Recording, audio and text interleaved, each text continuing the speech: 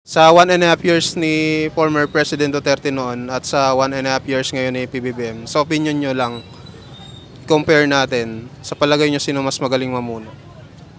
Para po sa akin, based po sa nakikita ko din as a student po, siguro nung term po ni former President Duterte, parang mas may progresibong naganap, may talagang masasabi nating parang medyo gumanda kahit papaano, kahit na dumaan tayo sa pandemyang tinatawag natin. Then sa panahon naman ni PBBM, masasabi ko na tulad ng sabi rin ng kapatid niya na sa 31 million na bumoto sa kanya, syempre pag nasabi natin kapag Marcos, syempre nandyan yung kabuhayan, agrikultura, pero sa tingin ko bilang estudyante, parang hindi gaanong natupad ni PBBM. Although may ilang mga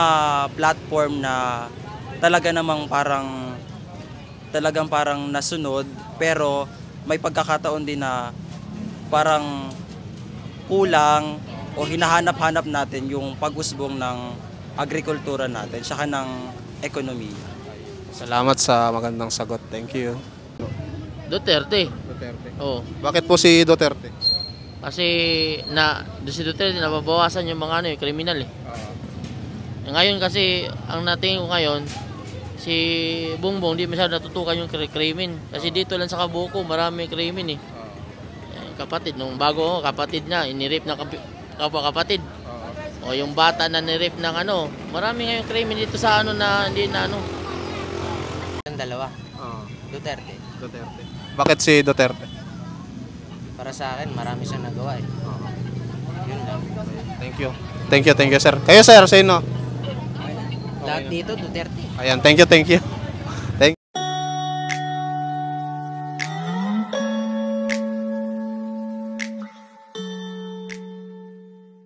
Yan, mag-part 2 tayo dito.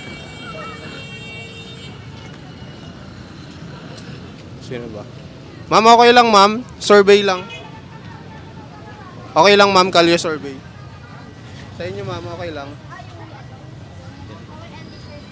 Sir, okay lang, kalye survey. Kalye survey lang.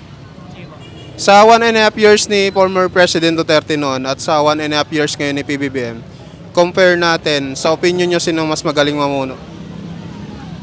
Para sa akin, Para sa inyo. Duterte. Duterte. Bakit si Duterte? Mas marami siyang nagawa ngayon eh. Pero mahirap kasi, di pa naman buo yung years ni Marcos ngayon, kaya wala pa. Ayan. Thank you. Salamat. Kayo sir, okay lang? Opinion nyo lang sir. Sa 1.5 years ni former President Duterte noon at sa 1.5 years ngayon ni PBBM, sa opinion nyo, compare natin sino ang mas magaling sa kanilang dalawa? Hindi pa natin mahusgan, sir. Hindi pa tapos ang trim ni Bongbong Marcos. Sige sir, thank you po. Ito, sila sir. Sir, okay lang? Okay lang po, survey lang. Sa 1.5 years ni former President Duterte noon at sa 1.5 years ngayon ni PBBM, compare natin sa opinion nyo sino mas magaling mamuno? Sa kanilang dalawa. Duterte. Bakit si Duterte? Para sa akin, marami siyang nagawa eh. Yun lang.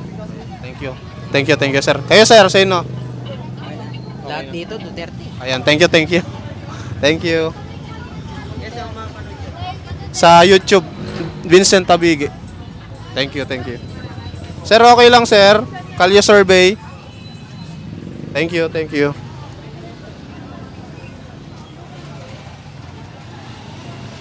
Ma'am, okay lang ma'am. Magsusurvey lang.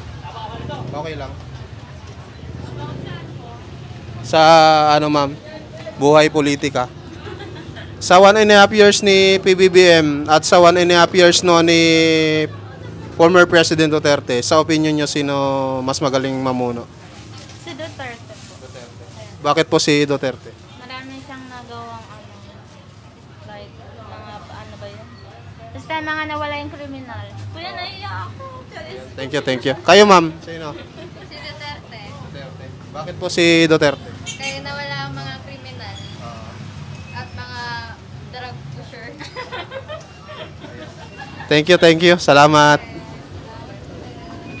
Ito si Sir, naka-tricycle. Sir, survey lang, kalye survey. Kayo, sir, okay lang.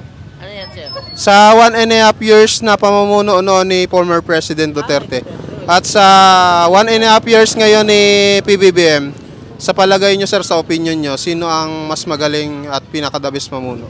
Duterte. Duterte. Oo. Bakit po si Duterte? Kasi si Duterte nababawasan yung mga yung kriminal eh. Ngayon kasi ang natingin ko ngayon si Bongbong di masyado natutukan yung krimen. Kasi dito lang sa Kabuko marami krimen eh. Kapatid nung bago kapatid niya inirip ng kapwa kapatid. O yung bata na nirip ng marami ngayong krimen dito sa na hindi na Ayan, sir, thank you, sir. Salamat. Sir, kayo, sir, okay lang? Sir, okay lang, sir? Survey lang? Sir, okay lang, sir? Kalye survey? Thank you. Ma'am, okay lang, ma'am, kalye survey? Okay lang. Magsa-survey lang. Tungkol po saan? Sa politics. Bumuboto na kayo? Hindi pa. Thank you. Sir, okay lang, sir? Ay, sige, thank you. Dito tayo dito. Thank you. Sige po. Sir, okay lang? Survey lang. Kalye survey. Okay lang, tay? Kalye survey. Sir, okay lang, sir? Ay, sige, thank you. Ito. Sir, okay lang, sir? Kalye survey. Kalye survey lang. Hindi, wala namang problema. Sa 1.5 years ni former President Duterte at sa 1.5 years ngayon ni PBBM, compare natin. Sa opinion nyo, sino mas magaling mamuno? Para sa akin, na patunayan na kasi ni Duterte marami na rin siya nagawa sa Pilipinas. Ito nga lang si BBM, kabago-bago nga lang ayun, hindi ko pa nakikita yung mga na kikilos niya para sa bansa. Thank you. Kayo, sir? Opinion nyo lang. Bisaya, kaya hindi makaintindihan. Okay lang yan, kahit Bisaya. Para sa imo ha. Sino? Ayan, sige sir, thank you. Mahihayin si sir. Sir, kayo sir, okay lang. Survey lang. Sa 1.5 years ni former President Duterte noon at sa 1.5 years ngayon ni PBBM, compare po natin sa opinion nyo, sino mas magaling mamuno? Si Duterte, maganda yan. Magaling. Bakit po si Duterte? Maganda yung niya sa pagdala ng mga tao. Yun lang sa akin. Ayan, thank you. Salamat. Sir, kalye survey lang, okay lang. Sa 1.5 years ni former President Duterte at sa 1.5 years ngayon ni PBBM, compare po natin sa opinion nyo, sino mas magaling at pinakadabis mamuno? Parehas lang, sir. Parehas lang. Bakit po? Parehas naman sila magaling. Hindi lang nakikita ni Duterte yung ginagawa ni Bongbong. Thank you. Salamat. Sir, okay lang. Survey. Kalye survey. Thank you. Sir, okay lang, sir. Kalye survey. Sa 1.5 years ni former President Duterte noon at sa 1.5 years ngayon ni PBBM, sa opinion nyo, i-compare natin, sino ang mas magaling mamuno? Sino po i-compare? Si PBBM at former President Duterte. Yung 1.5 years ni former President Duterte noon at sa 1.5 years ngayon ni PBBM, sino ang mas magaling mamuno? Para sa akin po, si Duterte po. Bakit si Duterte? Kasi madaming naitulong sa Pinas si Duterte. Yun lang po. Thank you, thank you. Salamat. Ma'am, okay lang ma'am? Survey. Thank you. Kayo sir, okay lang? Sa 1.5 years ni former President Duterte at sa 1.5 years ngayon ni PBBM, sa opinion nyo, sino mas magaling mamuno? Magaling si Duterte, no? Duterte. Bakit si Duterte?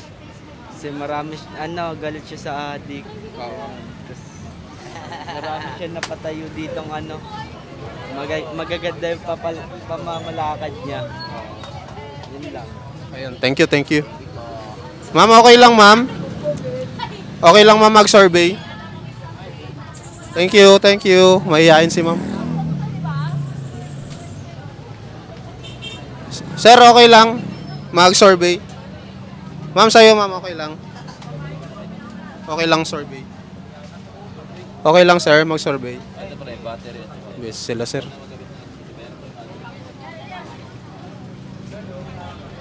Ma'am, okay lang mag-value survey? Thank you.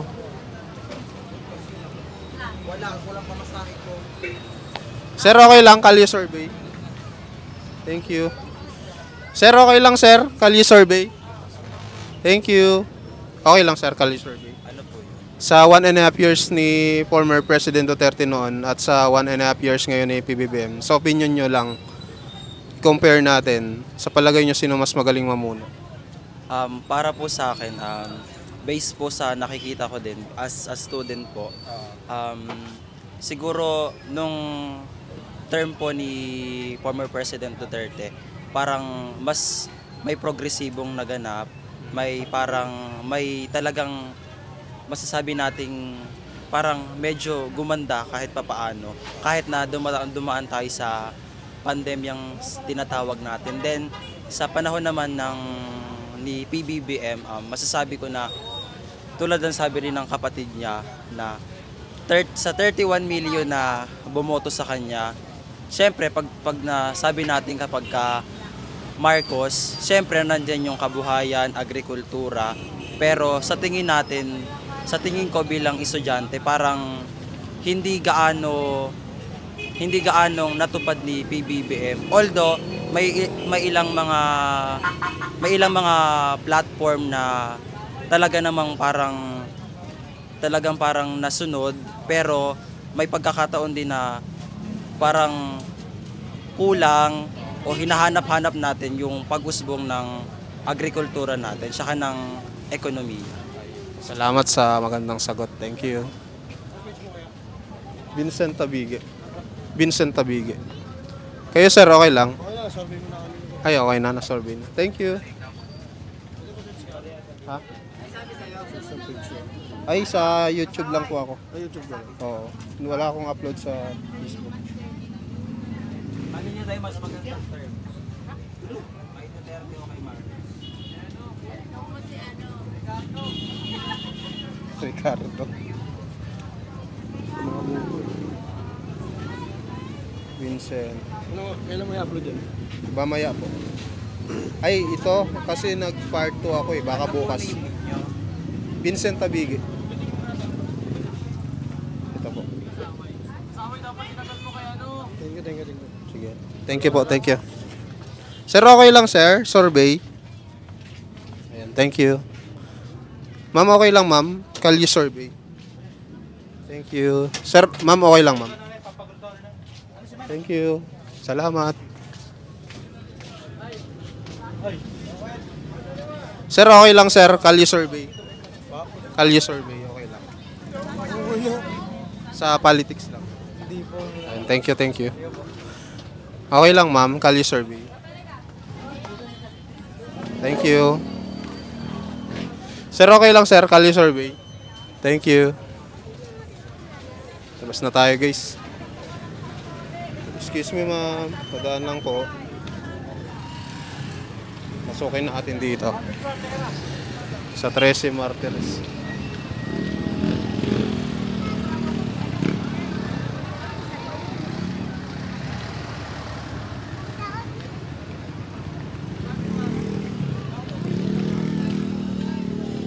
Sir, okay lang sir, kalye survey.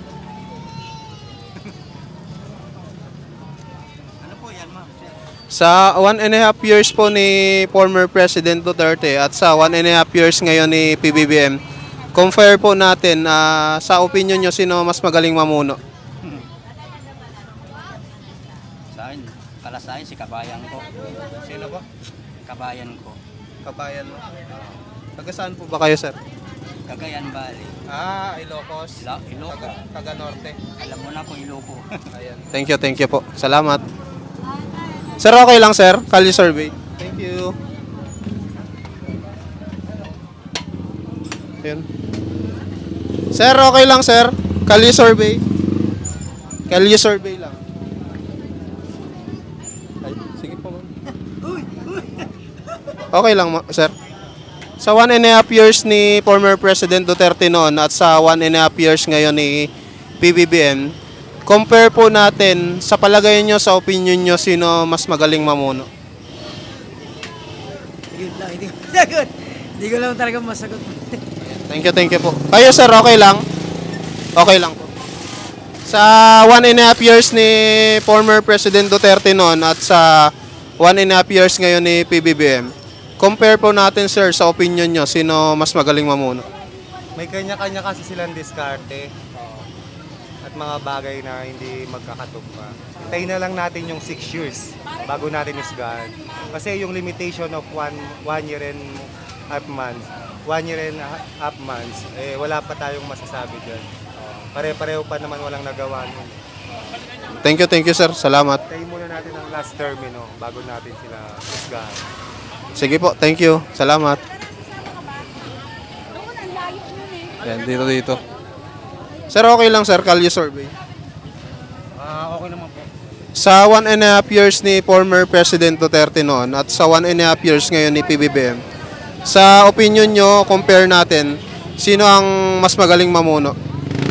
Si Duterte pa rin. Duterte. Bakit po si Duterte?